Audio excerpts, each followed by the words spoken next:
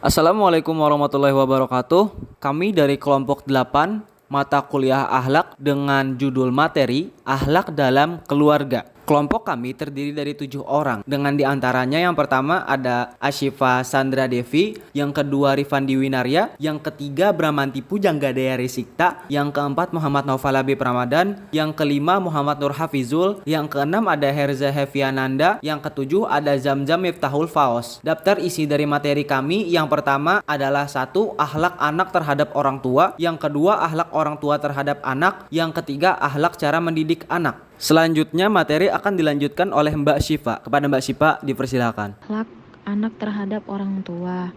Akhlak anak kepada orang tua berarti sikap anak kepada orang tua.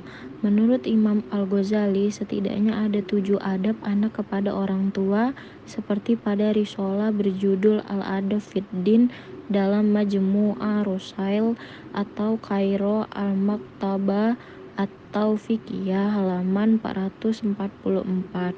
Sekurang-kurangnya ada 7 adab anak kepada orang tua sebagai berikut.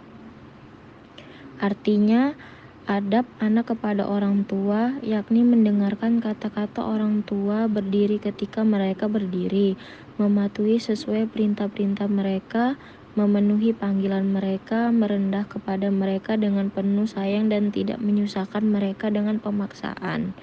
Tidak mudah merasa capek dalam berbuat baik kepada mereka, dan tidak sungkan melaksanakan perintah-perintah mereka, tidak memandang mereka dengan rasa curiga, dan tidak membangkang perintah mereka.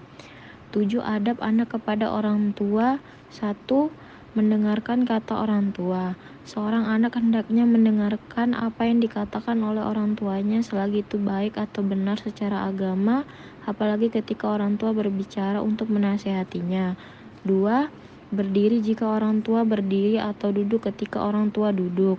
Seseorang anak yang memiliki adab yang baik jika orang tuanya berdiri, maka ia berdiri atau sebaliknya. Hal itu menandakan bahwa anak siap jika dibutuhkan. 3. Mematuhi perintah orang tua.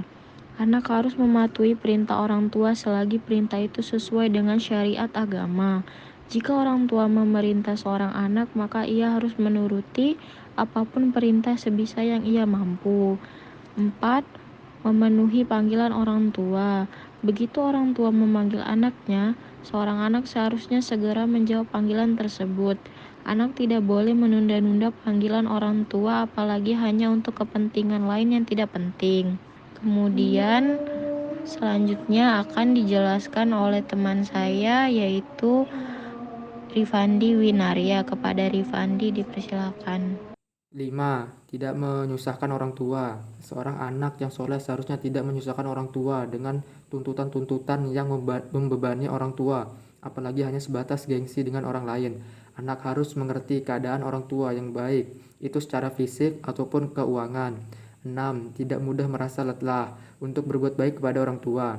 Anak seharusnya sadar bahwa orang tua telah merawat dan membesarkannya dengan susah payah, apalagi seorang ibu yang telah melahirkan kita dengan mempertaruhkan nyawa, dan seorang ayah yang mencari nafkah tanpa lelah untuk menghidupi anaknya. 7. Tidak memandang orang tua dengan rasa curiga dan tidak membangkang orang tua. Seorang anak harus berprasangka baik kepada kedua orang tuanya, dan jika pun ada yang perlu ditanyakan, maka harus dengan sopan santun. Anak juga tidak boleh membangkang orang tua, karena mematuhi perintah orang tua hukumnya wajib. Oke, selanjutnya akan dilanjutkan oleh Dea. Akhlak orang tua terhadap anak. Orang tua harus mengikat hubungan yang harmonis dan penuh kasih sayang dengan anak-anaknya. Sebaik-baiknya orang tua ialah orang tua yang mampu membuat anaknya menjadi generasi rabani, yaitu generasi yang memiliki akhlak dan adab seperti Rasulullah Shallallahu Alaihi Wasallam. Poin yang terpenting adalah teladan dari orang tuanya. Keberhasilan anak bukan karena guru, tapi karena orang tuanya sudah mencetak generasi yang seperti itu. Orang tua harus lebih memperhatikan, membimbing, dan mendidik anak dengan baik, sehingga tercapai kebahagiaan dunia dan akhirat. Allah Subhanahu wa Ta'ala berfirman dalam Al-Quran, Surat An-Nisa ayat ke-9, yang berbunyi, وَلْيَخْشَ الَّذِينَ لَوْ تَرَكُوا مِنْ خَلْفِهِمْ ذُرِّيَّةً ضِعَافًا خَافُوا عَلَيْهِمْ falyattaqullaha wal yaqulu qawlan sadida, yang berarti, dan hendaklah takut kepada Allah, orang-orang yang sekiranya mereka meninggalkan keturunan yang lemah di belakang mereka, yang mereka khawatir terhadap kesejahteraannya. Oleh sebab itu, hendaklah mereka bertakwa kepada Allah dan hendaklah mereka berbicara dengan tutur kata yang benar. Quran Surat An-Nisa ayat ke-9. Ayat di atas mengisyaratkan kepada orang tua agar tidak meninggalkan anak dalam keadaan lemah. Lemah dalam hal ini adalah lemah dalam segala aspek kehidupan, seperti lemah mental, psikis, pendidikan, ekonomi, terutama lemah iman atau spiritual. Anak yang lemah iman akan menjadi generasi tanpa kepribadian. Jadi, semua orang tua harus memperhatikan semua aspek perkembangan anak, baik dari segi perhatian, kasih sayang, pendidikan mental, maupun masalah akidah atau keimanannya. 5 adab orang tua kepada anak menurut Imam Al-Ghazali. Yang pertama, membantu anak-anak bersikap baik kepadanya. Sikap anak kepada orang tua sangat dipengaruhi sikap orang tua kepada mereka. Jika orang tua yang sayang kepada anak-anak, mereka tentu akan membalas dengan kebaikan yang sama. Tidak mungkin anak-anak bersikap baik kepada orang tua jika mereka diperlakukan semena-mena. Oleh karena itu, ketika orang tua bersikap baik kepada anak-anaknya, sesungguhnya orang tua telah mendidik dan membantu anak-anaknya menjadi anak yang baik pula. Yang kedua, tidak memaksa anak-anak berbuat baik melebihi batas kemampuannya.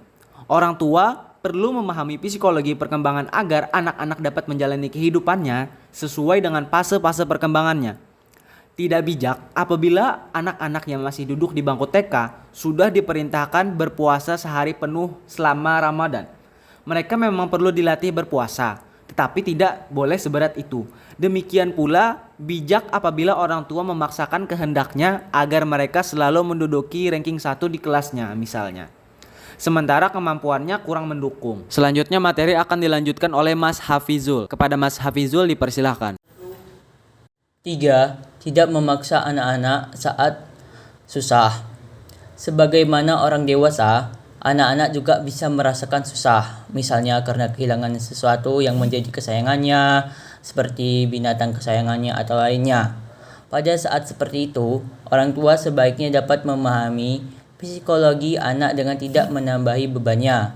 Misal, orang tua melakukan perintah-perintah yang dapat banyak dan berat sehingga menambah beban anak. Justru sebaliknya, orang tua dapat menghibur dan membesarkan hati anaknya bahwa Allah akan mengganti apa yang hilang dari anak itu dengan sesuatu yang lebih baik. 4. Tidak menghalangi anak-anak untuk berbuat baik, taat kepada Allah Subhanahu wa taala. Tidak sebaliknya, orang tua menghalangi anak-anak ketika mereka bermaksud melakukan ketaatan kepada Allah Subhanahu wa taala. Misalnya, berlatih puasa sunnah Senin Kamis. Tapi memang orang tua perlu memberi arahan untuk tidak berpuasa dahulu. Misalnya ketika kondisi anak sedang sakit. Orang tua perlu menjelaskan bahwa beberapa orang diperbolehkan tidak berpuasa. Misalnya, orang-orang yang sedang sakit atau seorang ibu yang sedang menyusui anaknya yang masih kecil. Untuk puasa Ramadan memang harus diganti apabila ditinggalkan.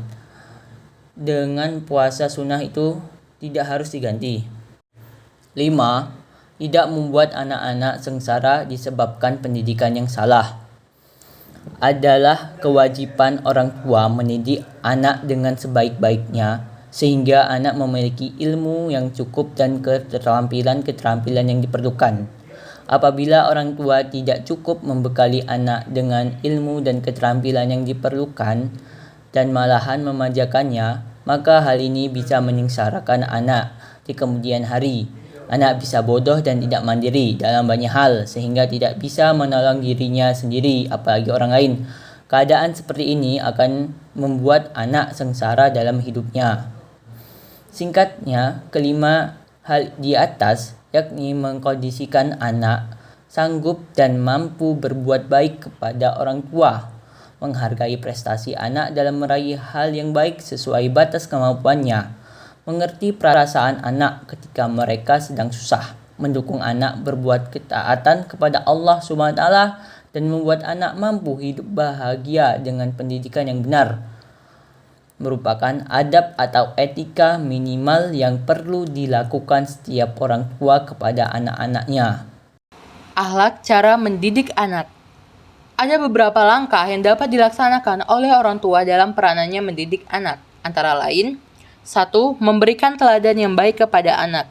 Sejak awal, Anda harus mengetahui anak adalah peniru yang paling handal. Artinya, apa yang mereka lihat akan cenderung dicontoh. Anak akan mencontoh apa yang mereka dengar dan lihat, kemudian melakukan hal yang sama. Itulah mengapa penting bagi kedua orang tua dan orang dewasa di dalam keluarga selalu menjaga ucapan dan perbuatannya di depan anak. Ketika anak sering melihat orang tuanya melakukan kebaikan, maka otomatis dia akan belajar tentang hal tersebut dan menirukannya. Jika dilakukan berulang kali, maka akan menjadi karakter yang membentuk akhlak anak. 2. Ajak anak melakukan aktivitas bersama. Anda bisa mengikuti cara membentuk akhlak pada anak seperti yang diajarkan oleh Imam Syafi'i, yaitu mengajak anak mumayyiz untuk melakukan aktivitas bersama. Anak mumayyiz adalah mereka yang telah berusia 7 tahun di mana sudah bisa membedakan hal apa saja yang baik dan buruk. Ketika telah memasuki usia 7 tahun tersebut, mereka sudah tidak lagi disebut sebagai anak kecil. Dengan melibatkan anak dalam aktivitas bersama, secara tidak langsung orang tua sedang mengajarkan mengenai tanggung jawab. Anak akan belajar bagaimana cara untuk memenuhi kebutuhannya sesuai dengan pengetahuannya.